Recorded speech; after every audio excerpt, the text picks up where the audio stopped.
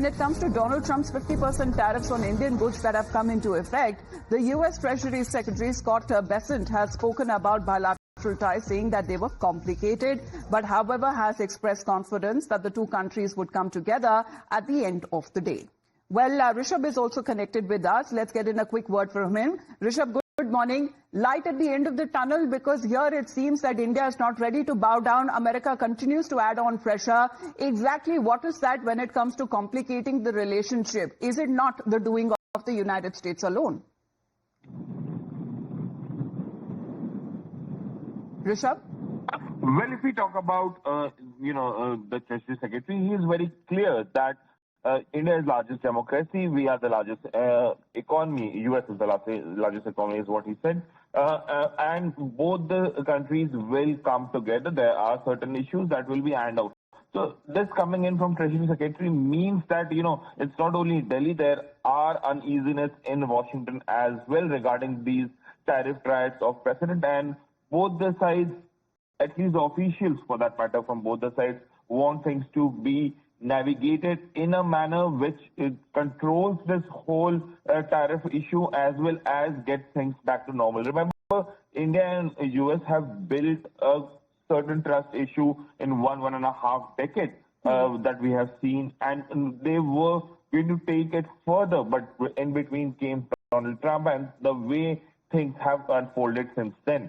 For example, we had that transnational 2+2 day before yesterday, where it was very categorically mentioned that India will also sign the next 10-year defense partnership, and that is something that is quite a positive move. Apart from that, Quad was mentioned, Indo-Pacific was mentioned. So other than the Oval Office statements, things from are quite cordial for Please India. Please stay on with us, Rishabh. Let's get in a word from Mr. Fabian, who's connected with us. Good morning to you, sir.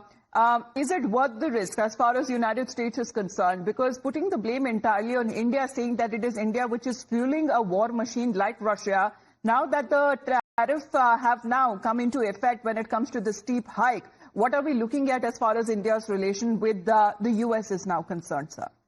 Good morning. Thank you. The essential point we have to understand is that the imposition of this extra 25% tariff on India has nothing to do with the war in Ukraine, because United States itself imports from Russia, EU imports, and China imports, Turkey imports. Now, obviously, United States seems to have forgotten all that and wants to focus on India. Why? As I have been saying all along, President Trump is angry with India, and for him, diplomacy is absolutely personalized. So that we have to understand, and let us hope that when the two leaders... Angry with India over what, Mr. Fabian?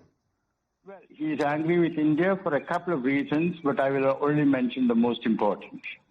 Because in his view, right or wrong, in his view, he played a role in bringing to ceasefire the war between India and Pakistan, the Sindoor, because it is America which told Pakistan, go and ask for a ceasefire before Pakistan did it. And India, of course, accepted it because India had carried out such heavy strikes that Pakistan had no option but to ask for it. But America pushed Pakistan in the right direction, and India failed. But India has made it clear that there wasn't any direct conversation that happened between President Trump and Prime Minister Modi when Operation Sindoor was in full effect. Thank you very much, Mr. Fabian, for joining us here on the broadcast. As far as Donald Trump and multiple claims that he has been making over brokering a ceasefire between India and Pakistan is a far cry from truth. In the meantime, let's also talk about US President Donald